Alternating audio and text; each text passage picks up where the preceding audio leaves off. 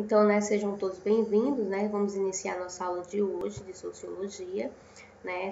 O tema é Sociedade e Espaço Urbano, tá bom? E a gente vai começar discutindo sobre ordem e conflito, né? Essas duas perspectivas das cidades, tá bom? As novas relações sociais, né, que perpassam esse novo campo da sociologia, tá bom? Que é o estudo das relações urbanas, tá bom? E aí, a gente sabe que as relações sociais, elas geram conflitos de interesse. Por quê? Porque sempre de um lado aos proprietários do meio de produção, do outro aos sindicatos, né? Que, queiram ou não, de certa forma, representam os trabalhadores dos mais diversos setores, né? Tudo isso ocorre dentro da cidade. A gente também não pode pensar na cidade, né, sem pensar o que todas as relações existentes dentro da cidade, né? Relação de trabalho, essas questões, tá bom? E aí, o que é que ocorre? Dentro desse conceito, né, desses novos conceitos, né, das cidades, dos estudos das cidades, as ciências sociais é feita, né, como base das relações sociais travadas nesse ambiente urbano, né, nesse novo ambiente, né, que ele é justamente reforçado, né, e com principalmente a Revolução Industrial, né, a criação das indústrias nos centros urbanos, tá bom? Então, a Escola de Chicago, tá certo?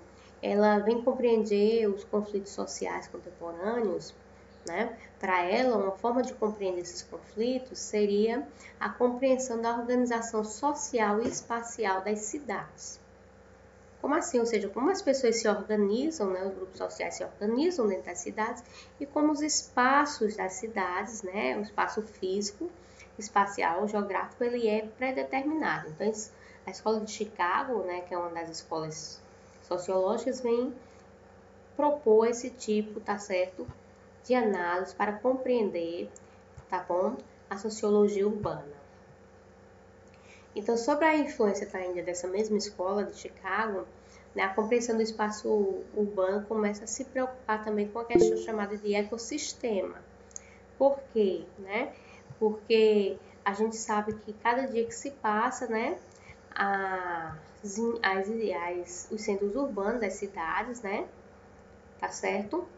Elas tendem ao quê? Elas tendem a devastarem, matarem, né, as florestas, as plantas, para produzir prédios, né? E isso ocorre o quê? Isso cria o que a gente chama de desequilíbrio ambiental, né? Efeito estufa. Daí a preocupação de plantação de árvores dentro das cidades, tá bom?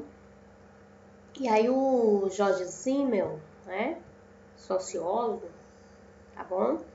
Ele vem dizer o seguinte, tá bom? Ele vem dizer que as rápidas mudanças ocorridas nas cidades exigiam dos seus habitantes, dos habitantes da cidade, uma postura também que protegesse o quê? O fluxo incessante de estímulos, né? Que é o que eles chamam de postura blasé. Como assim se protegesse, né? A gente que mora na cidade, a gente tem muito estímulo visual, auditivo, né? A gente sai na rua, a gente escuta muito som, a gente vê também na nossa visão, a gente vê muita propaganda, né? Então, esses estímulos que são incessantes, né? Queira ou não, cria, né, dos habitantes uma certa postura que protegesse eles desses vários estímulos, né? Isso é chamado pelo Simmel, né, de postura blasé, tá bom? A postura blasé caracteriza por um comportamento indiferente em relação às coisas, tá certo? Que deixam de ser significativos, interessantes ou importantes. Ou seja, o que é que acontece? Eu não vou mais prestar atenção em tudo, porque senão eu vou ficar o quê? Eu vou ficar, né, de certa forma, isso vai me prejudicar. Então, eu vou fazer o quê? A postura blasé me permite me fixar minha atenção somente naquilo que é importante, né? Tem vários carros buzinando, né? Eu só vou o quê? Prestar atenção se tem algum carro próximo de mim que possa me atropelar. Então, seria mais ou menos isso que a postura blasé faz, né? Ela nos possibilita prestar atenção naquilo que é importante e que é significativo naquele momento, né? Para quê? Para que a gente não fique estressado com as demandas, tá certo? De informações, tá certo? E aí uma coisa que o Simmel vem falar também é que as relações nas metrópoles, né, nas megas metrópoles, né, seriam muito superficiais, por se mostrarem extremamente racionais, né? É tanto que ele vem dizer o seguinte: o indivíduo metropolitano age com a cabeça, enquanto no campo se age com o coração. Ou seja, por quê? Porque ele vem dizer que nas relações das cidades, né, até as relações sociais, elas são mais, não são tão ligadas como no campo. E se a gente vê se é verdade, no campo você vai para uma cidadezinha menor, cidade do campo, todo mundo conhece todo mundo, né, todo mundo sabe da vida de todo mundo, né, existe uma maior coesão social. Enquanto nas cidades não, né, nas cidades as relações são mais superficiais, tá bom? E aí a ecologia urbana, desculpem, gente, mas eu já tô há 3 horas ligadas, né, falando, dando aula, então por isso a voz às vezes ela tende a falhar, tossir, né? Então o que é que acontece, tá bom? A sociologia, ecologia urbana, né, ela foi um princípio também teórico que norteou várias explicações sobre os fenômenos da cidade, né? Entre elas a preocupação entre classes sociais, entre gangues, atividades ilegais, né? Porque a ecologia não se fala somente de árvores, né? Mas se fala também o que? De uma certa visão social. Para isso também entram as questões sociais, tá bom? Então a escola de Chicago utilizava muito os princípios da biologia para explicar a distribuição espacial das populações urbanas, né? Tá bom?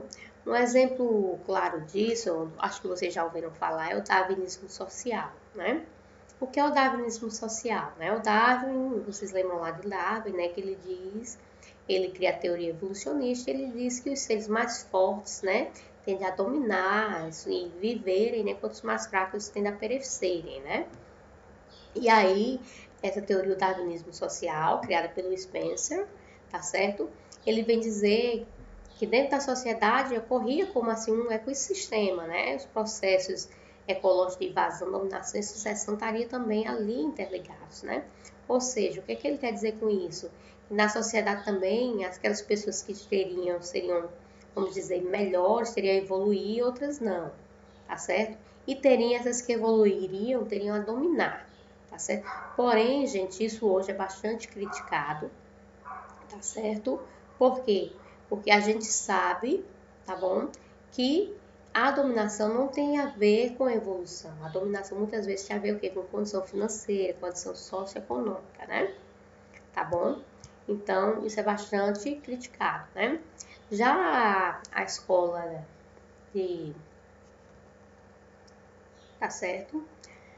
A escola aqui de Chicago, né?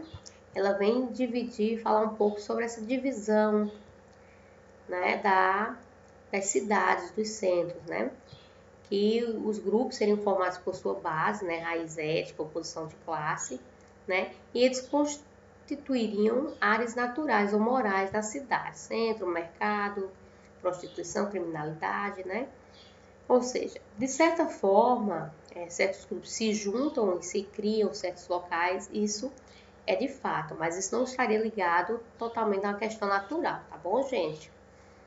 Isso é uma das minhas grandes, isso é uma crítica minha à escola de Chicago. Não existiria para mim essa natural moral, né? Para mim, eu acredito que essas questões, tá certo, tem a ver mais com as condições sociopolíticas e econômicas dos sujeitos envolvidos, tá bom? Mas aí o que é que ele vem propor? Ele vem propor que no centro das cidades sempre estaria aqui o distrito central de negócio, né? E aí toda cidade é assim, realmente, na nossa cidade existe um centro, que é um centro de comércio, né, de negócios, né? A nossa cidade tem esse modelo bem parecido. Depois teria uma zona de transição. Nessa zona de transição estaria o quê? As pessoas imigrantes, né? Casas deterioradas, fábricas, prédios abandonados. Na terceira zona estaria a classe trabalhadora, que trabalhariam próximo ao trabalho para ficar mais perto de ir. Na quarta zona, tá certo? Estariam os os domicílios próprios, jardins, garagens, esse tipo de coisa. E na última zona aqui estaria os subúrbios, tá certo? Porém, hoje em dia isso já tem uma certa alteração, tá certo? Então, antigamente os subúrbios, as classes mais pobres, realmente ficavam mais afastadas, né? Aí ocorre isso, né? Se a gente for ver, tem certos grupos sociais que moram mais afastados e são de baixa renda, né? O Aloysio Campos, o complexo Aloysio Campos é um exemplo disso. Mas também existe o que? Pessoas que moram mais longe do centro da cidade e são pessoas que têm uma classe social mais avantajada, né? Por exemplo disso são os condomínios fechados, né? O Residente Privé, né? O Atmosfera Ville, dentre outros, tá bom? E aí o Robert Park, né? E a Escola de Chicago, eles vêm propor aquele modelo, né? Que está sendo já modificado, né? A Escola de Chicago, ele já vem modificando um pouco, dizendo que aqui estaria realmente o centro, a área administrativa, né? Aqui, mais distante, ó, isso aqui já é um novo estudo da área, tá certo? Aquele anterior já está ultrapassado. Estaria o quê? Teria as pessoas ricas, né? As pessoas que têm uma melhor condição de vida, né? As zonas de classe média estariam aqui, ó, afastada mais do centro, mas mesmo assim mais próxima do que as classes mais ricas. As pessoas mais pobres morariam mais perto do centro, porque é mais fácil de chegar na questão do trabalho, uma vez que elas precisam ir para o centro para trabalhar. E aqui seria uma zona de transição, tá bom? E a gente percebe bem que essa zona de transição ocorre. Antigamente as pessoas mais ricas, elas moravam mais perto dos centros da cidade, e agora elas começam a se distanciar, tá bom? E aí o Donald Pearson, né, sociólogo estadunidense, tá certo, também de Chicago, ele é responsável por essa teoria de ecologia humana, tá bom? E aí o que é que ele vem dizer? Ele vem dizer que a comunidade e a sociedade, tá certo? Ela teria vários modelos, né? A sociedade comunidade, ela seria o quê? Aquelas sociedades pequenas, né? Que fariam parte das pequenas vilas ou aldeias rurais, onde todo mundo conhece todo mundo, interage com todo mundo, aquilo que eu já tinha falado anteriormente, né? Então, esse modelo, tá bom? Para o Pearson, Donald Pearson, tá certo? Ele chama de comunidade-sociedade, que seria aquele modelo que todo mundo conhece todo mundo, né? Um modelo de sociedade menor, tá bem? Aí ele diz que a sociedade já resulta o quê? Numa socialização desenvolvida nos grandes aglomerados urbanos, onde os indivíduos desfrutam de muitas liberdades e são regulamentados pelas forças sociais. E aí existia dessa forma uma menor influência sobre o indivíduo, do indivíduo sobre o coletivo, ou seja, como assim, né? Isso ele está falando lá da que a gente falou anteriormente lá sobre a questão, tá certo, do sujeito ele ser supérfluo, aqui já é nas grandes cidades. Então, o que é que acontece? Na grande cidade, por ter muitas pessoas, grandes aglomerações, né, muitas forças sociais, então existe uma menor influência do sujeito sobre o coletivo. Aqui o coletivo, a sociedade, ela fala mais alto, né? Enquanto na comunidade menor, o sujeito ele é ouvido, o indivíduo ele é ouvido de forma mais fácil, né? Um sujeito, se ele disser algo, as pessoas começam a pensar de forma mais rápida. Enquanto na grande sociedade, né, o sujeito ele não influencia tanto, por isso ele começa a se unir em grupos sociais, tá certo? Para poder criar voz, né? Tá bom? Já a nova sociologia urbana do Manuel Castells, tá certo? Esse senhor aqui da foto, né? Ele relata que o capitalismo passou a defender, tá certo? Cada vez mais os equipamentos dos serviços fornecidos pelo Estado para garantir a mão de obra, tá certo? Como assim? É o conhecido exército de reserva, né? Ele fala que o Estado ele começa a garantir essa oferta também de mão de obra de exército de reserva, né? E a escola, né, gente, dentro da zona urbana, ela se torna esse objeto, né, de garantir a oferta de reserva, né? Por que valorizar mais a língua portuguesa e a matemática, né? Porque toda disciplina é importante, né? Mas no momento que eu trabalho português, porque você vai precisar comunicar, você vai precisar escrever dentro do mercado de trabalho. Porque matemática você vai precisar fazer conta, né? Vai precisar de cálculos básicos, né? Então, por isso que são disciplinas bastante valorizadas, né? Disciplina como a sociologia, né? A filosofia não são disciplinas muito valorizadas, né? Principalmente a área de humanas, a gente vê muito isso hoje no governo de hoje. Por quê? Porque são disciplinas que levam as pessoas a pensarem, a criticarem, né? E atrapalham um pouco essa criação do exército de reserva, tá bom? Quem é o exército de reserva, né? São aquelas pessoas que não estão trabalhando, mas que têm força de trabalho e podem chegar a trabalhar, né? E de certa forma elas regulam, tá certo? Como a gente já estudou lá no início, né? Elas regulam os valores dos salários, tá bom? E aí a gente vai discutir um pouquinho sobre valor de troca e valor de uso das cidades, tá certo? Lembrando que a gente também trabalhou isso, que é o valor de uso, né? É o valor que o produto representa para o consumidor, né? Enquanto o valor de troca é o valor, né, previsto pelo mercado, né? O valor do encontro da oferta e da demanda do bem, né? Ou seja, e a gente vê muito isso, quando a pessoa vai vender um bem, né? Vai vender um carro. Às vezes o carro, fulano, esse carro vale tanto, você quer não sei quanto um carro, né? Mas por quê? Porque para aquele consumidor é o valor que representa, né? Se ele fala o valor que representa, o valor de uso. Mas se você vai vender um carro, você leva em consideração a questão do mercado, o ano do carro, né? O desgaste, tudo isso, né?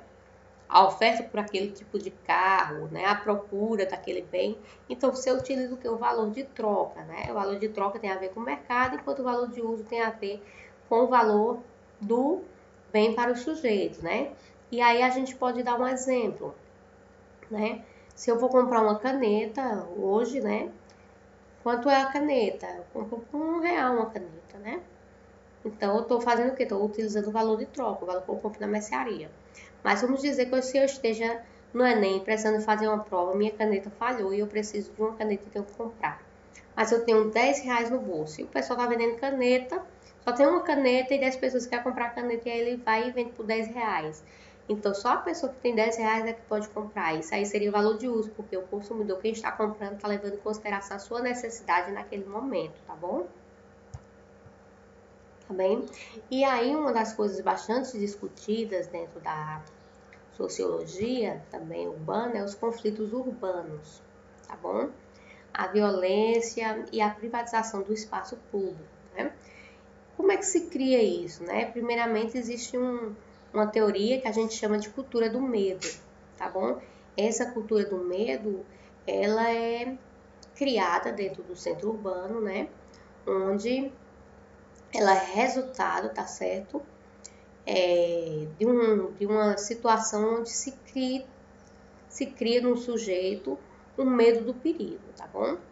Então, a cultura do medo é o resultado cultural desagregador que ocorre quando o sentimento difundido de perigo se reproduz na sociedade, diminuindo o grau de coesão entre os indivíduos e facilitando estratégias de dominação autoritárias, que se valem do processo de isolamento e alienação social.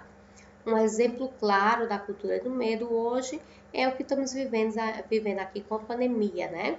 A gente está vivendo uma situação por causa da pandemia do coronavírus, então se cria uma cultura do medo, um medo de pegar o vírus, de morrer, né? O jornal ele difunde isso bastante, né? Fica em casa, né? Tá certo? Porque existe a forma também de você sair de casa seguro, né? Com segurança, com técnicas de segurança, né? Com higiene e tudo mais. Mas aí a gente tem toda a cultura do medo, né? Que queira ou não, de certa forma, reforça, né, tanto esse processo de isolamento com os outros grupos, de alienação social também, como também permite, né, que as dominações autoritárias tomem posse, né? Lembrando que agora a gente está passando o quê? Pela possibilidade, né? Já houve a mutação da cepa do H1N1, então uma possibilidade de um novo vírus aí devastador, sem contar, né, o que a Europa está passando também pela peste bubônica, né? Tá certo? E uma das grandes culturas do medo que vem sendo empregada é a questão da violência nas grandes cidades, né? Na atualidade, a cultura do medo também está muito ligada, fortemente associada à criminalidade urbana, né? E aos valores de senso comum ligados a esse fenômeno, né? Então, o que é que acontece, né? Leva em consideração, tanto aqui tem a chargezinha, o senhor com guarda-chuva tocando no outro, e o senhor já acha que é um assalto, né? Por quê? Porque a cultura do medo faz esse medo, nas grandes cidades você pode ser assaltado, não sai de tal hora, né? E existe uma grande cultura do medo com relação a isso, também com relação aos vírus, né? Aqui tá as imagens apresentando um pouco disso que a gente já falou, né? Cultura do medo também com relação à falta de e a morte também de muitas pessoas em hospitais, né, com a questão do coronavírus. E quem vem falar um pouquinho sobre isso, né, é a Alba Zaluar, né, ela cria a teoria da integração perversa, tá bom? E ela vem falar que o aumento da violência, né, o que é aumentar a violência? Principalmente as taxas de homicídios e assassinatos, tá bom? Para ela, a desigualdade de oportunidades e o desenvolvimento da criminalidade, tá certo? Essa desigualdade de oportunidade, né, que ou não, de certa forma, vem fazer com que se haja uma criminalidade, tá certo? Por quê? Porque é essa desigualdade que vai criar uma ação discriminatória contra jovens, principalmente minorias étnicas e pobres, ou seja, aquelas pessoas que têm uma minoria, né, tanto de questões éticas, né, questões também de raça, como também as questões de financeiras, econômicas, tá certo? E ela vem dizer que essa discriminação com esses jovens, né, que porque eles são pobres, né, porque eles são considerados minorias, porque falta para eles o quê? As oportunidades, por isso a desigualdade de oportunidade. Então, muitas vezes, uma das formas desses jovens saírem dessa situação, serem vistos, terem um lugar, seria através da violência, tá bom? Já o Evan Goffman, né? Eu gosto bastante do Evan Goffman, tem um filme bastante interessante, dá para discutir bem essa teoria do Goffman, né? Que é o Show de Truman, né? É bem interessante, né? Ele vem trabalhar a teoria que a gente chama de estigma. O que é estigma? Para ele é uma forma, é a teoria utilizada, né, para compreender como são integrados ou segregados determinados grupos sociais, tá certo?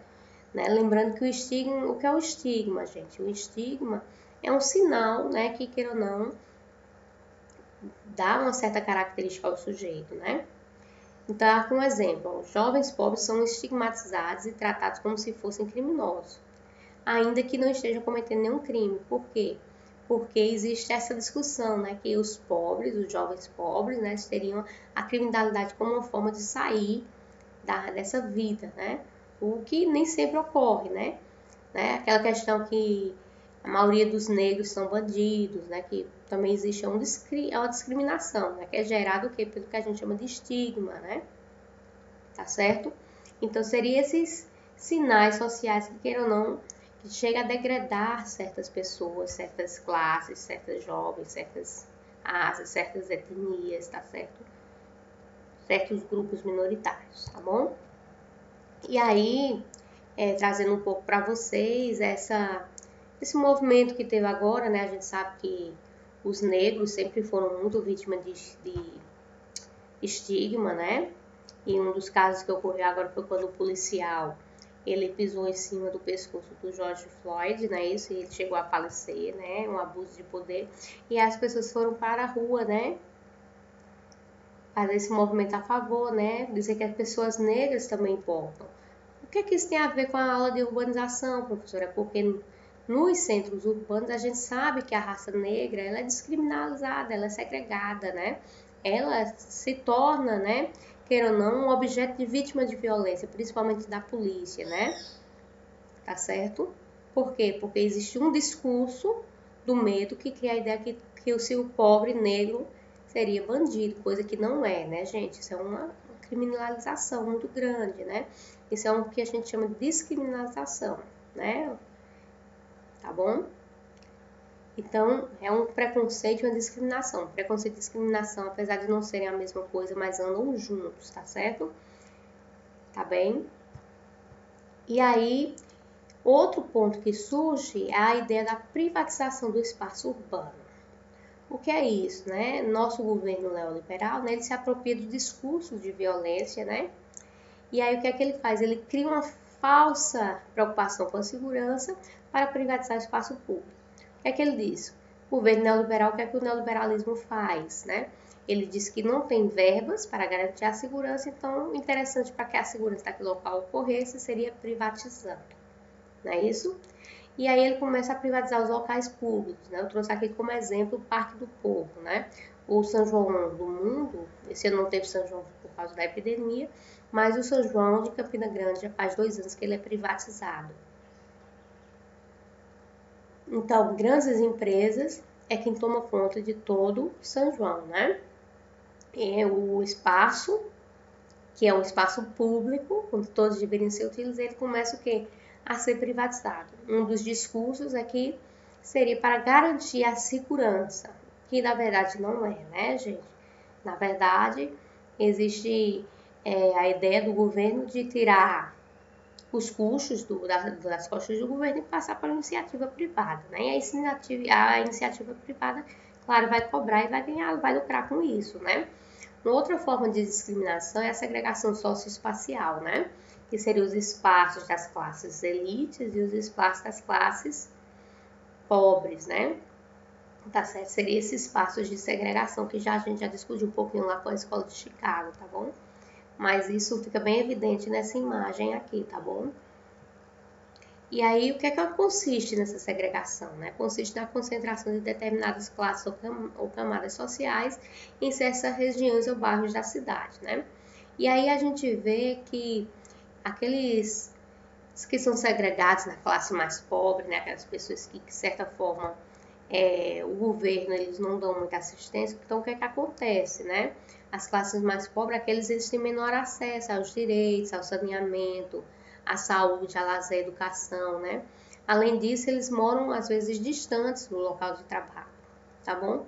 Mas aí, como é fácil, se você segrega, né, como a imagem anterior aqui, socialmente, então se eu quero fazer uma estrutura para beneficiar uma classe, claro que eu vou estruturar o quê? Esse lado aqui, ó, fazer o saneamento esse lado não faço. E aí a gente tem o quê? Esse tipo aqui de pobreza, né? Água e lixo, ó, as pessoas têm lugar, às vezes, a única água que tem de acesso para tomar um banho, até às vezes beber essa água poluída, né? Então, ficando, infelizmente, ao descaso, né? E à exclusão social, né? O que é uma questão para se discutir, né? Então, eu trouxe isso aqui, ó, esse é um modelo de reportagem de jornal, certo? A exclusão social na capital modelo, né? Muitas vezes a capital é considerada a capital modelo, a capital de ponta, né? Se passa toda uma propaganda e quando você vai ver, existem pessoas vivendo na miséria, com essas condições, né, precárias, tá bom? Outro processo bastante discutido dentro dos centros urbanos é o processo de gentrificação. O que é isso, né? Seria o processo de limpeza e revitalização do espaço urbano, né? E aí, esse modelo, ele teria o quê? Ele teria a ideia de promover, tá certo? O escarecimento do custo de vida, tornando a região, tá certo? Até às vezes, tá certo? O custo de vida se torna tão alto que se torna inacessível para as pessoas mais pobres, tá certo? Isso ocorre o quê? Através da política, tá certo? Ou da ocupação dos espaços das cidades, grupos econômicos, tá certo? E aí, os interessados, os grandes empresários, né, são interessados em quê? Em lucrar, principalmente com a especulação imobiliária. Um exemplo disso, né? Você tem sua casa, muitas pessoas às vezes têm uma casa, vamos pegar um modelo aqui, vamos pegar nosso bairro, tem ali a favela do Papelão, né? Onde as pessoas moram ali, não tem condições precárias nenhuma, tá certo? Condições, vamos dizer, precárias não, boas condições, né? Vivem numa condição de vida precária. Então, o que é que acontece? O pessoal vai lá, como fizeram recentemente, pegaram o nome das pessoas e deram para elas um apartamento. Porém, esse apartamento ele não é grátis, né? Ele vai ter que pagar o quê? Uma parcela de custo pelo apartamento, água, luz, energia, né? E às vezes, quando as pessoas são muito pobres, fica inacessível, né? Realmente viver naquele lugar, ter aquela vida, porque aparece um custo que elas não têm condições de arcar, né? Um exemplo disso, ó, esse prédio aqui, né, tudo caído, é um prédio que quem deve morar é moradores de rua, pessoas que gastam um pouco, então o que é que eles fazem? Eles fazem a gentrificação, organizam, e aí eles começam a vender por um valor maior, tá certo? E cobrar coisas que anteriormente não eram cobradas, e nem todo mundo que morava antes tem a condição de manter, continuar morando no mesmo lugar, tá bom? Isso é gentrificação. E qual é o problema, gente, da gentrificação das favelas, né? Tá certo? Né? Qual seria esse problema? É justamente isso, né? Se a gente vai reformar a favela, então o que é que acontece? Várias pessoas não vão ter condição de morar onde já moravam. E aí vão ter que procurar outros lugares e formar em novas favelas. Então, a gentrificação ela não se torna é vamos dizer assim, uma solução para esse problema, tá bom?